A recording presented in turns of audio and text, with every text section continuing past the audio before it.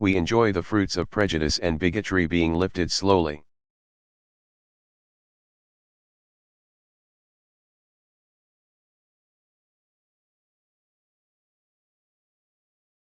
Sometimes in fits and starts, but irrevocably from human hearts.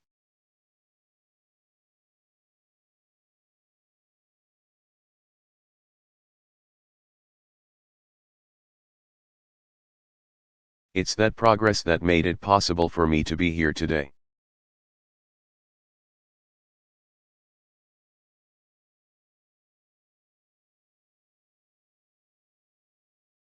For the good people of this country to elect an African American the 44th President of the United States of America.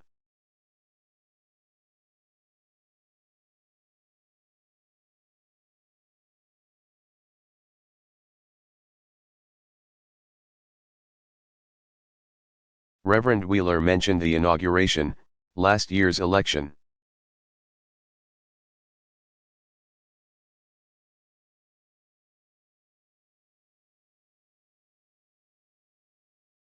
You know, on the heels of that victory over a year ago.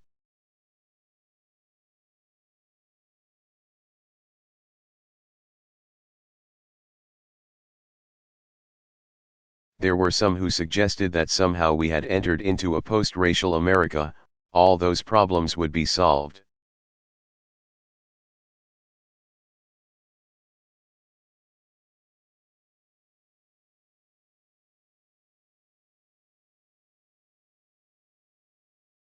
There were those who argued that because I had spoke of a need for unity in this country that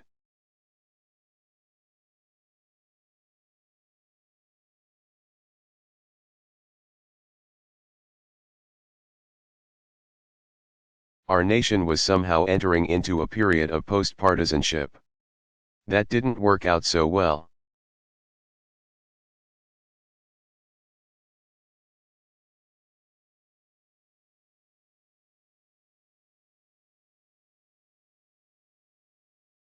There was a hope shared by many that life would be better from the moment that I swore that oath.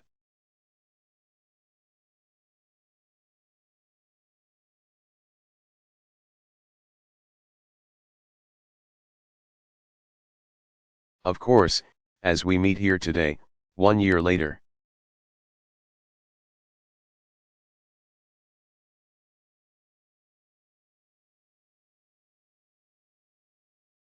We know the promise of that moment has not yet been fully fulfilled.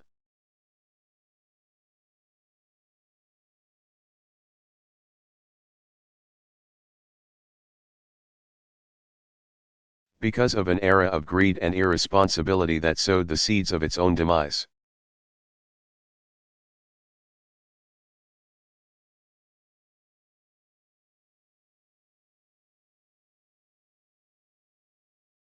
Because of persistent economic troubles unaddressed through the generations.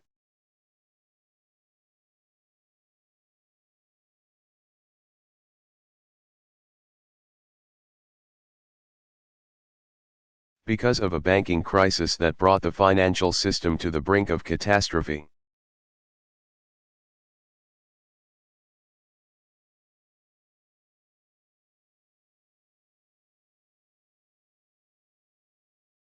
We are being tested in our own lives and as a nation as few have been tested before.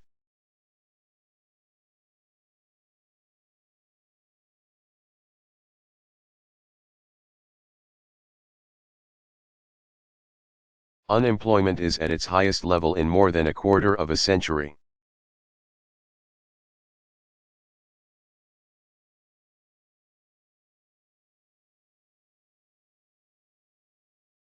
Nowhere is it higher than the African American community. Poverty is on the rise.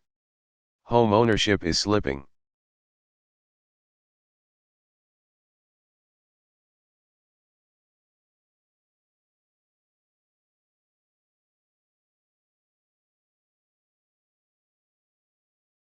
Beyond our shores, our sons and daughters are fighting 2 wars.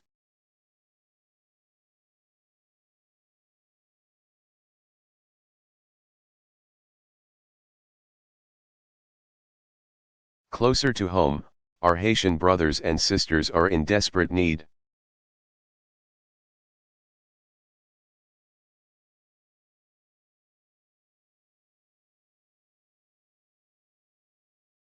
Bruised, battered, many people are legitimately feeling doubt, even despair, about the future.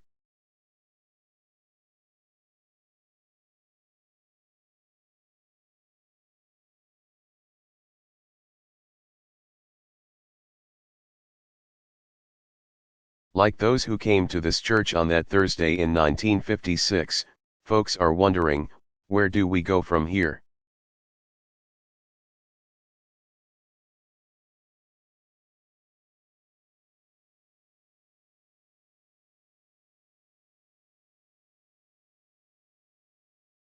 I understand those feelings.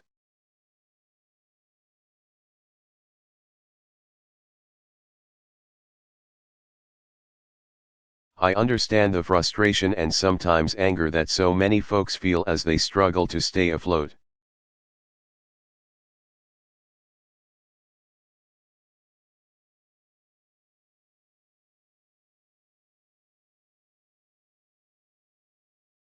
I get letters from folks around the country every day.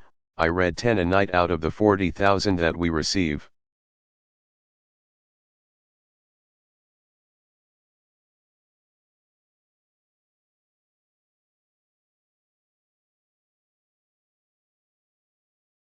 And there are stories of hardship and desperation, in some cases, pleading for help.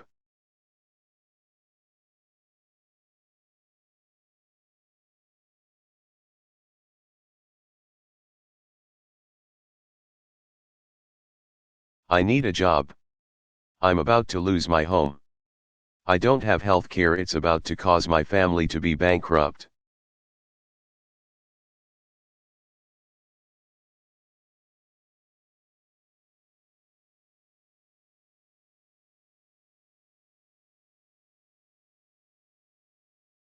Sometimes you get letters from children, my mama or my daddy have lost their jobs.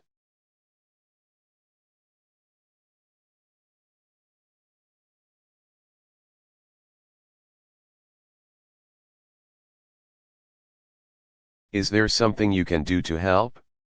10 letters like that a day we read.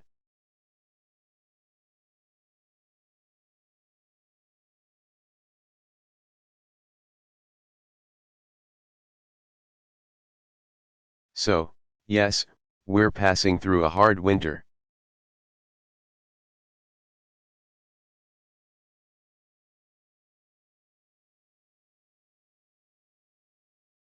It's the hardest in some time. But let's always remember that.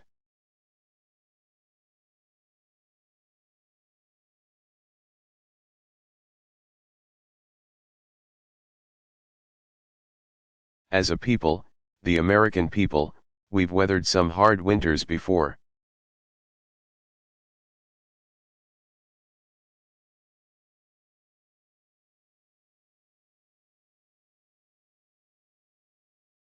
This country was founded during some harsh winters.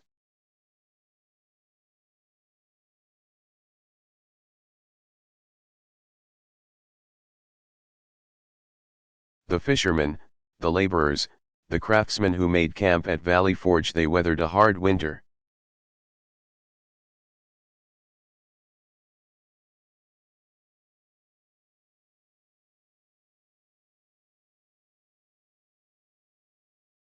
The slaves and the freedmen who rode an underground railroad.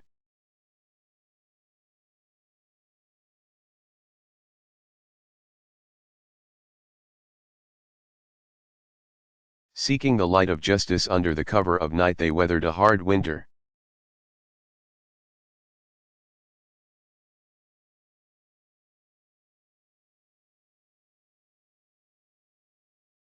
The seamstress whose feet were tired.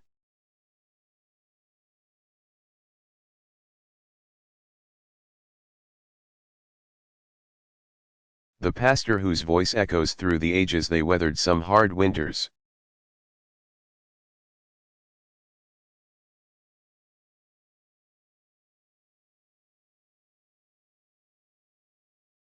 It was for them, as it is for us, difficult, in the dead of winter, to sometimes see spring coming.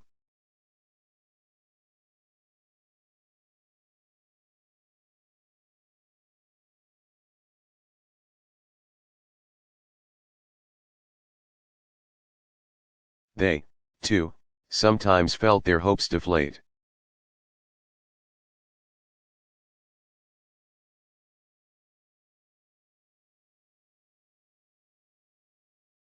And yet, each season, the frost melts, the cold recedes, the sun reappears.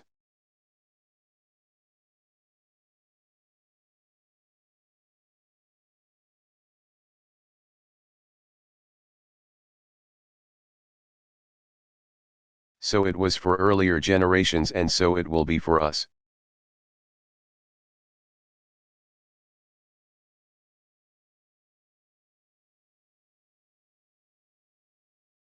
What we need to do is to just ask what lessons we can learn from those earlier generations.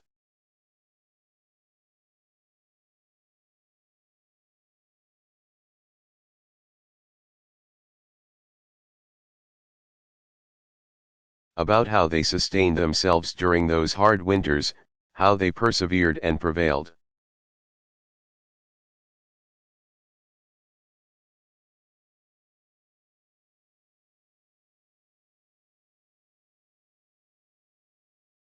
Let us in this Joshua generation learn how that Moses generation overcame.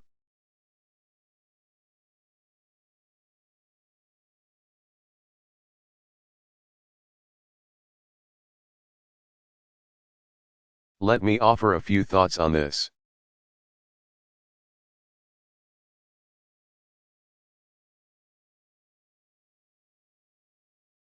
First and foremost, they did so by remaining firm in their resolve.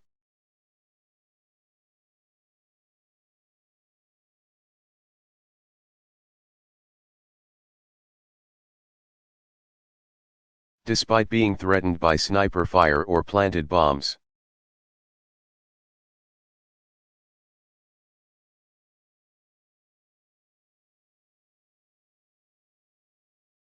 By shoving and punching and spitting and angry stares, they adhered to that sweet spirit of resistance.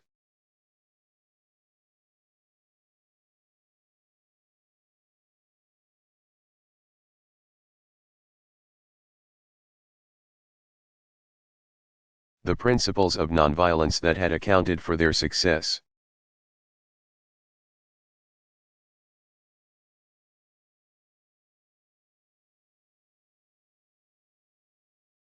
Second, they understood that as much as our government and our political parties had betrayed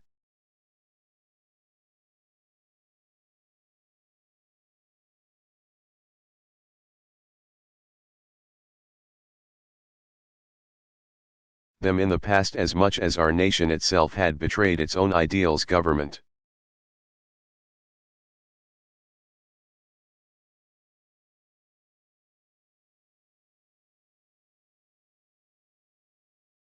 If aligned with the interests of its people, can be and must be a force for good.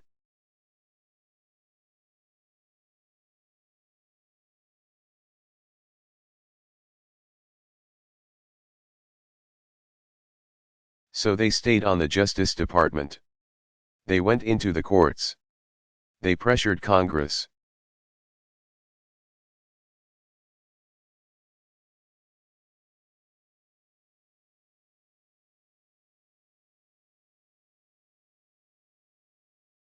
They pressured their president. They didn't give up on this country. They didn't give up on government. They didn't somehow say government was the problem.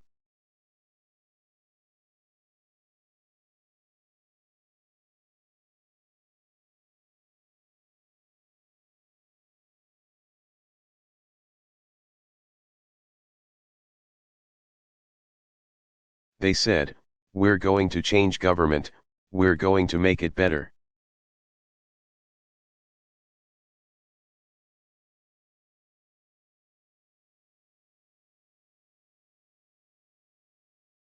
Imperfect as it was, they continued to believe in the promise of democracy.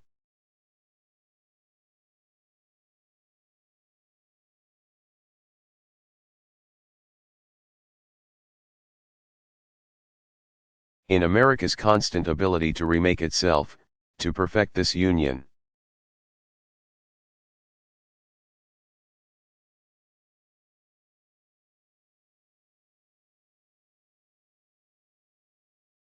Third, our predecessors were never so consumed with theoretical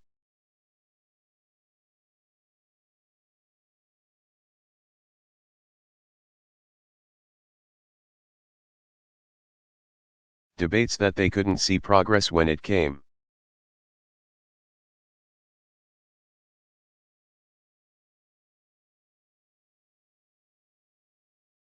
Sometimes I get a little frustrated when folks just don't want to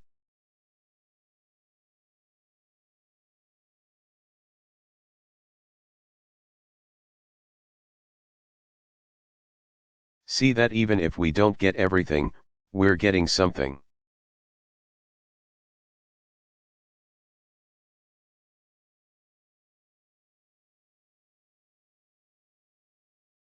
King understood that the desegregation of the armed forces didn't end the civil rights movement.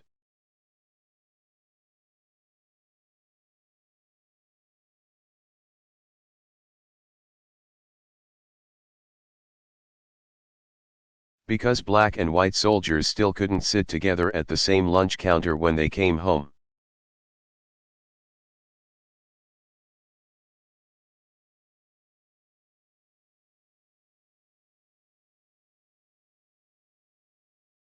But he still insisted on the rightness of desegregating the armed forces.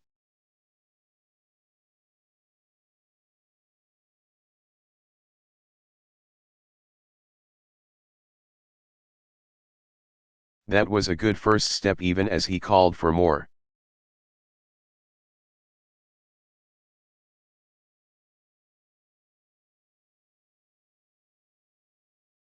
He didn't suggest that somehow by the signing of the civil rights that somehow all discrimination would end.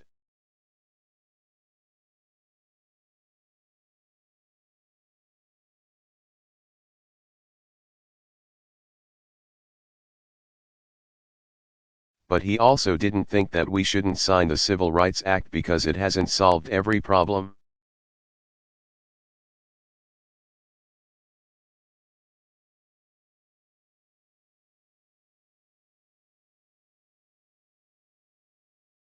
Let's take a victory, he said, and then keep on marching.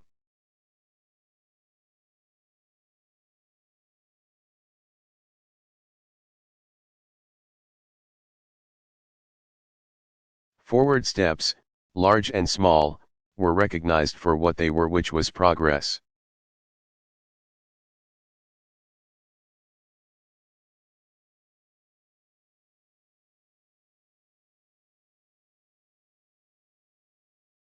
Fourth, at the core of King's success was an appeal to conscience that touched hearts and opened minds.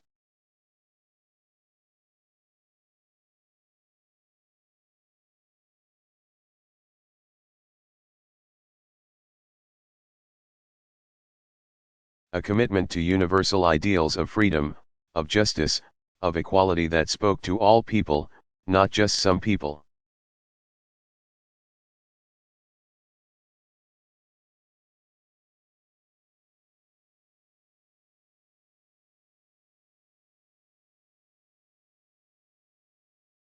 For King understood that without broad support, any movement for civil rights could not be sustained.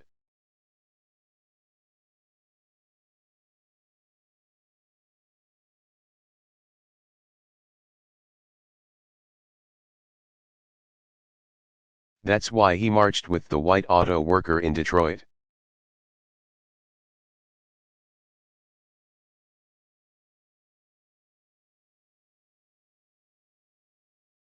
That's why he linked arm with the Mexican farm worker in California.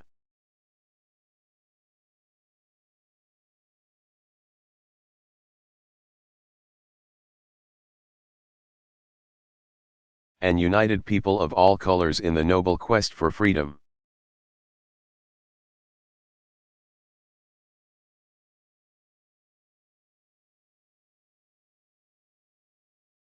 Of course, King overcame in other ways as well.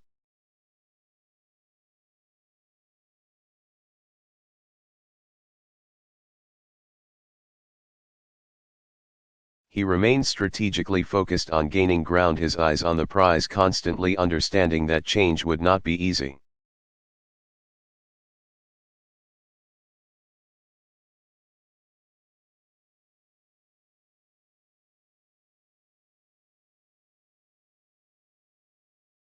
Understand that change wouldn't come overnight.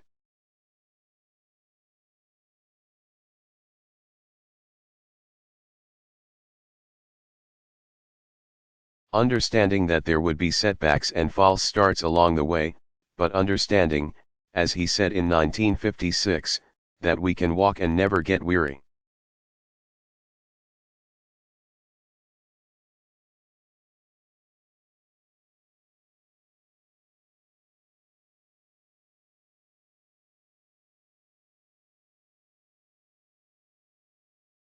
Because we know there is a great camp meeting in the promised land of freedom and justice.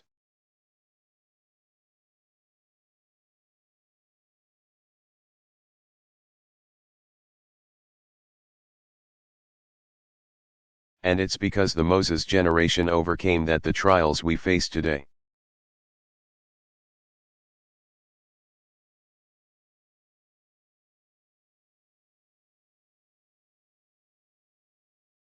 Are very different from the ones that tested us in previous generations.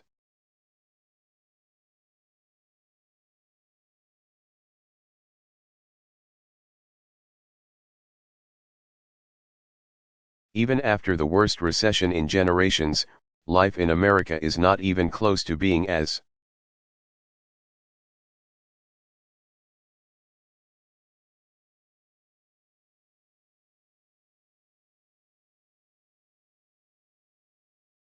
brutal as it was back then for so many.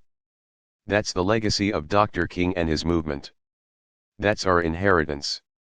Having said that,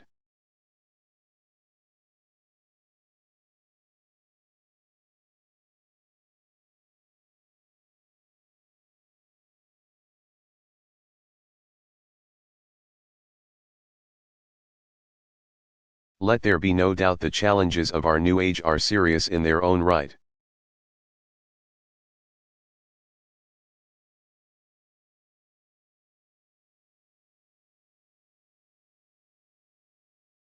And we must face them as squarely as they faced the challenges they saw.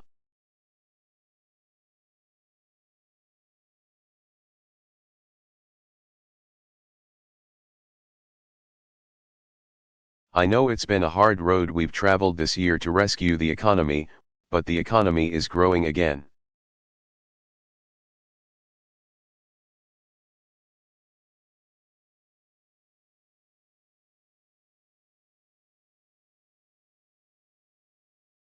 The job losses have finally slowed, and around the country,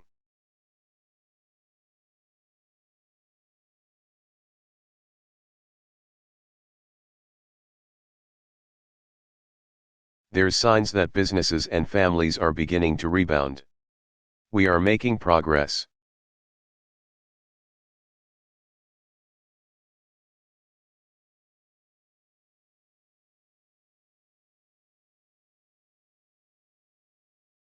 I know it's been a hard road that we've traveled to reach this point on health reform.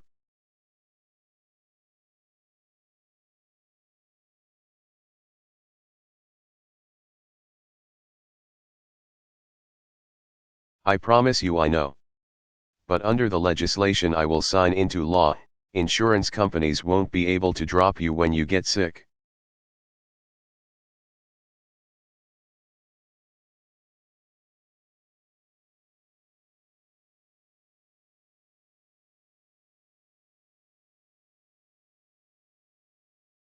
And more than 30 million people, our fellow Americans, will finally have insurance.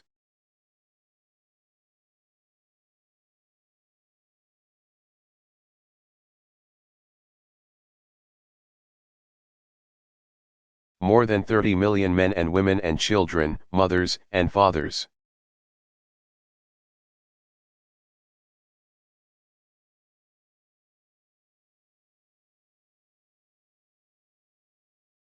Won't be worried about what might happen to them if they get sick.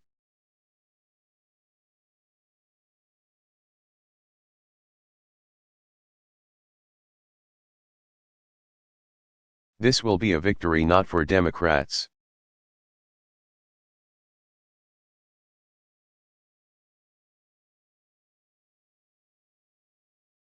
This will be a victory for dignity and decency, for our common humanity.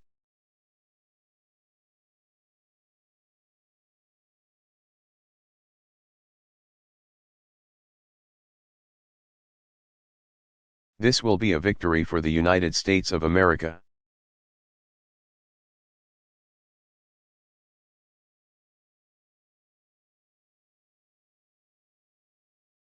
Let's work to change the political system, as imperfect as it is.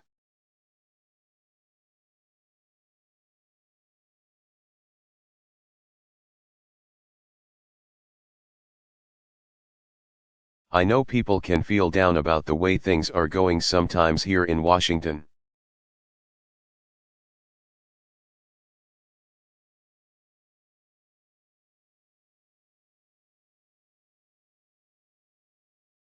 I know it's tempting to give up on the political process.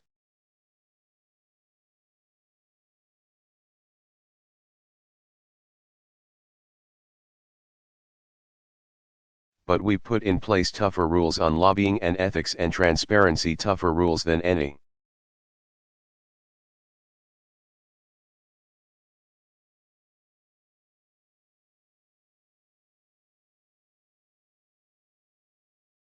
Administration in history. It's not enough, but it's progress. Progress is possible. Don't give up on.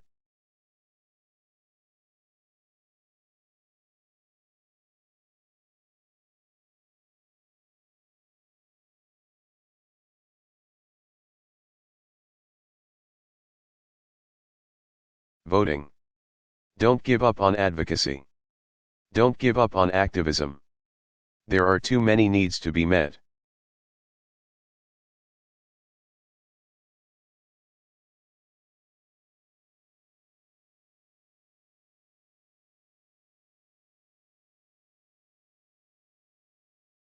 Too much work to be done. Like Dr. King said, we must accept finite disappointment but never lose infinite hope.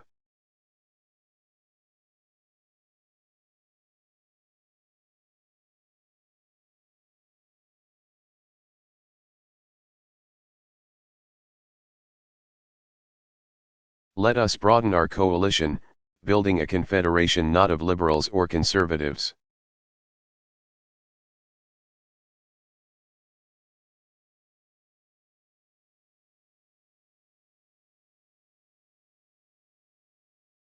Not of red states or blue states, but of all Americans who are hurting today, and searching for a better tomorrow.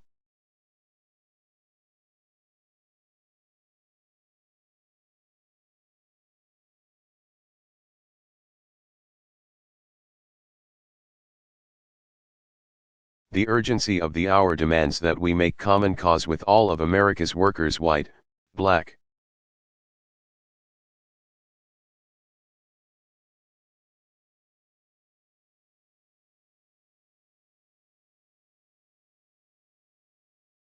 brown, all of whom are being hammered by this recession, all of whom are yearning for that spring to come.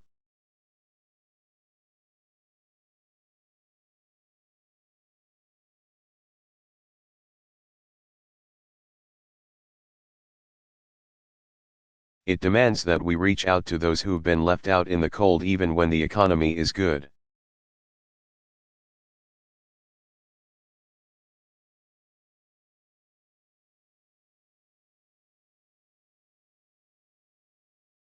Even when we're not in recession, the youth in the inner cities, the youth here in Washington.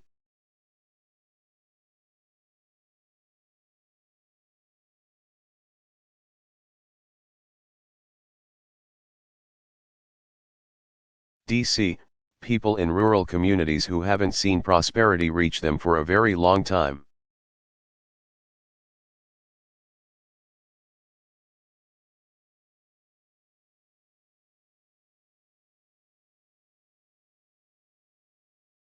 It demands that we fight discrimination, whatever form it may come.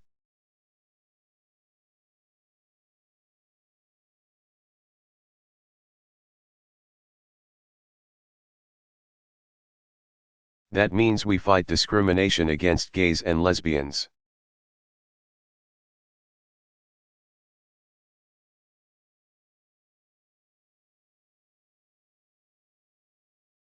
And we make common cause to reform our immigration system.